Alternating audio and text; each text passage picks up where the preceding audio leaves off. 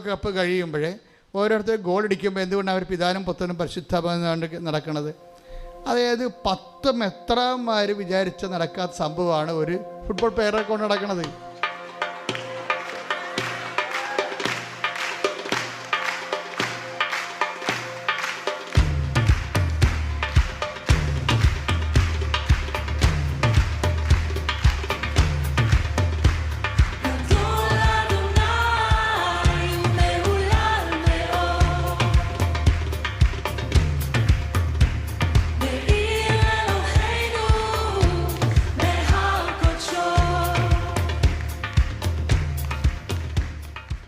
അതാണ് വിശ്വാസം ഏറ്റു പറയാനുള്ളതാണ്.